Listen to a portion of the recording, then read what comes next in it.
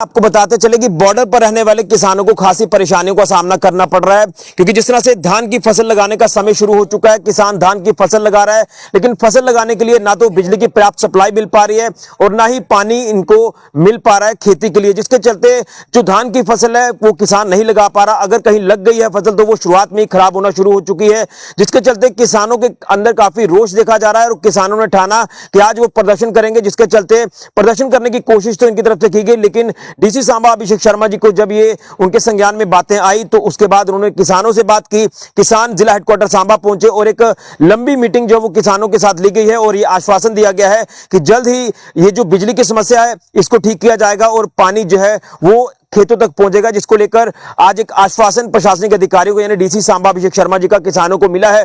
क्या कुछ किसान कहते हैं और क्या कुछ मीटिंग में बातें रखी गई हैं ये भी आपको इस रिपोर्ट में बताएंगे, और डीसी सांबा अभिषेक शर्मा क्या कुछ आश्वासन देते हैं ये भी आपको इस रिपोर्ट में बताएंगे। क्योंकि कहीं ना कहीं अन्नदाता किसान अगर खेती जो वो अच्छे से नहीं कर पाएगा तो कैसे हम तक अनाज पहुंचेगा, ये एक चिंता का विषय जो वो हर बरसात में बनता है। हर साल ये इस तरह की परेशानियां जो वो किसानों को झेलनी पड़ती है, लेकिन किसान को एक उम्मीद की किरण जागी है, जिस तरह से आश्वासन आज प्रशासनिक अधिकारियों की तरफ से उनको दिया गया है। क्या कुछ परेशानी है इस रिपोर्ट को आप जरूर देखें। आप लोकल बताएंगे लोग।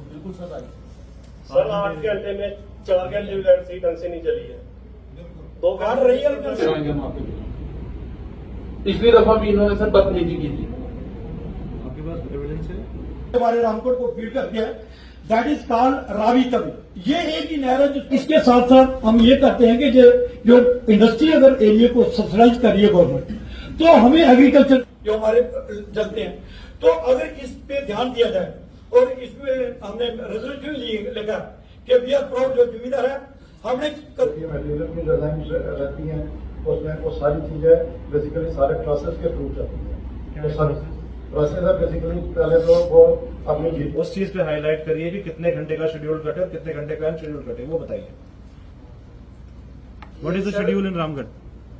What is the power schedule in Ramgarh? वही चीज पूछ रहा हूँ। इनको 8 घंटे ही पावर मिलती है सर, 8 भी नहीं मिलती है एवरेज।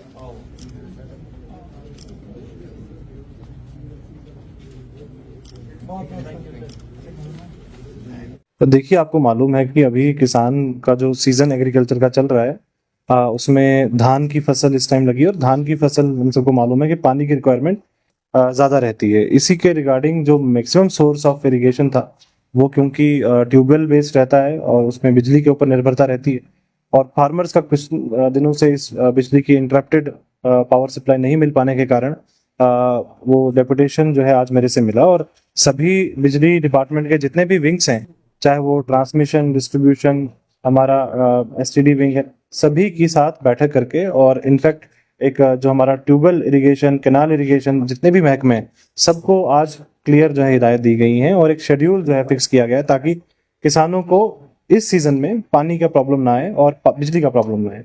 तो इसके लिए एक टाइमलाइन जो है वो निर्धारित की गई है और सभी डिपार्टमेंट से इस चीज की कमिटमेंट ली गई है कि किसानों को प्राइमरीली किसी चीज का प्रॉब्लम ना फेस करना। सर क्या लगता है कहाँ पर कमी आ रही है, इसको लेकर ये प्रॉब्लम फेस करनी पड़ रही है? देखिए, कमी किसी एक लेवल पे की नहीं रहती है। कमी जो हमारा डिमांड रहता है वो हर किसी स्टेक होल्डर की डिमांड डिफरेंट है। हाउस होल्ड्स की पावर डिमांड डिफरेंट रहती है, कमर्शियल की पावर डिमांड डिफरेंट रहती है, एग्रीकल्चर की पावर डिमांड डिफरेंट रहती है। तो एग्रीकल्चर वाले इशू पे आज हमने डिटेल में फोकस किया कि कैसे हम उस डिमांड को मीट अप कर पाते हैं।